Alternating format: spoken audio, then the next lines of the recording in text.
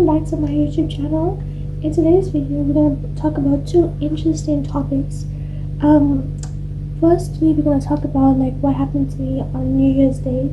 I have to tell you so much about it. And I'm also going to tell you guys about something interesting I found out while I was watching a TV show, The Tally. So yeah, let's get started. So on New Year's Day, everyone's fun, happy, merry, and everything. So on New Year's Day, after we ran some errands, we went to the mall straight after a big event. And when we went to the mall, right, you know those elevator scenes. So I don't know if you guys ever experienced this, but when you open the elevator, and all of those people want to come out to the floor, go out, and then there's a certain group of people that stay in the elevator. Tell me why those people look like you just killed their grandparents. Tell me why they just have the nastiest look on their face, especially when you walk in. So there's a full group of people in the elevator, and then here's me, right? So the elevator's already crowded, and then I walk into the elevator swiftly, I made sure I marked my territory over there, and I was actually kind of crowded, in the nudges between people.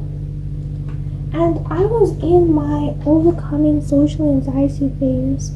I don't know why, but I was. So I noticed that this one dude was staring at me.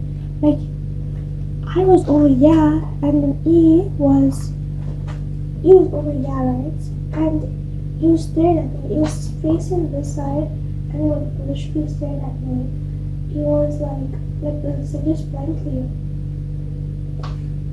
Now me, who is standing over here, is you know what? I spent too much of my life hiding in the shadows.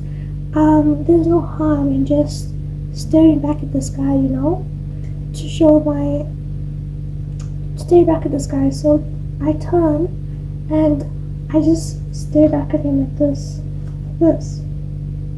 harmless stare. And then I noticed something. This dude was over here who was staring at me. Wasn't our eyeballs were not connecting, he's over there and I'm staring directly at him, our eyeballs were not connecting. And then I noticed that he wasn't actually staring at me. He was actually staring at the mirror behind me. And oh my god, I was literally, if I ever been dead as embarrassed like that, it was then. I was literally so embarrassed. Whoever said overcome your social anxiety and stuff like that, literally screw you there, because you literally just ruined my New Year. Okay, so after we finished the elevator, went to this one restaurant. I went to one of my parents, because I haven't got no money to take myself out, so they take me out. So I went to one of my parents to this restaurant, and I was still in my overcoming social anxiety phase. So I went and sat down in the restaurant, and tell me why, when I entered the restaurant, there was people over here, there was people over here, they're doing their thing, but when you enter, it's you become the main character, almost, everyone's staring at you, and you never know who's actually staring at you, so you gotta be professional at all times. So I entered, I sat down with my parents, right? And then the waitress comes, this waitress, and he was hey yo, how are you guys doing? Can I please take your order? And he said how was your New Year so far? So me, in my overcoming social anxiety phase, I said, my New Year was very good. I said it's good to be here. I was okay, let me replay for you guys. I was my New Year is doing well. And I was it's so good to be in 2025. And I was I mean, it's so good to be in 2025. 2026, I mean, 2026. And he was like, yeah, it's so good to be in 2026.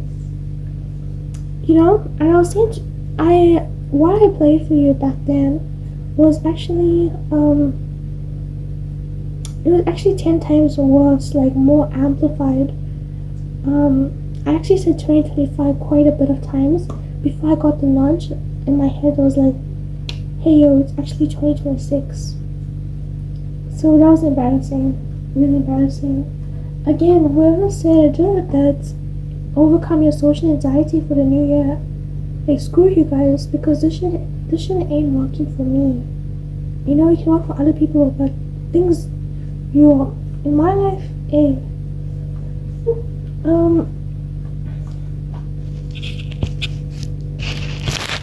And you know the waitress, the way he said it, it's almost like those people, you know, like on reality TV show where they insult you but they compliment you in the same time. Do you know those people that are like, please get out of my house, honey?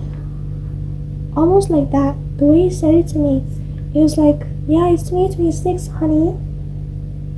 Almost like a hybrid of insults and insult mixed together. And that's the worst type of conversations you want to be in. You know what I'm saying? This is why, like, when someone tells you overcome your social anxiety, whatnot, you tell them shut your mouth. You say shut your big fat mouth. Because not all people are made the same. And some people are just meant to be introverted. You know what I'm saying? Some people don't play the social game. You know? And since my life is really sad and depressing, I'd rather just stay at home. But I got nothing to do at home, so maybe I'll just watch a movie since my life is so sad. Speaking of movies, I was watching this movie the other day, and it was about this king, and it's like in medieval times, and the footage on that movie was so beautiful, like the cinematography, the view of trees and nature is just so beautiful. You don't get that where I'm from, you know what I'm saying? And I was surprised to see that this king wanted to start a war between another kingdom just for such a trivial matter. Like literally the other kingdom didn't even want a war. But this king was like, no, I want drama today, so start a war.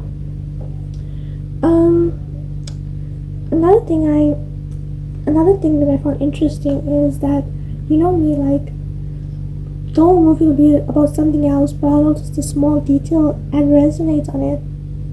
So I noticed that they were using horses, and I just thought horses are such a cool idea. Like, why do we even have cars nowadays? You know, and then I had another question. You know when people say like, oh my god, everyone's gonna lose their job because of artificial intelligence? Not that I don't, because I don't have a job. I'm very sad.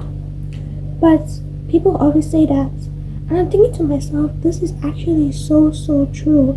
Because back in the olden days, like, they used to have horses, and they used to make like a living thing work for them. But now look at it. Horses are replaced. No one's riding a horse to their school, you know? And we replaced it with something which is totally made out of metal, which has no soul. Almost like how people which is living things just like the horse, might be replaced by AI, robots, metal stuff that have no soul, just because people say they do the job better.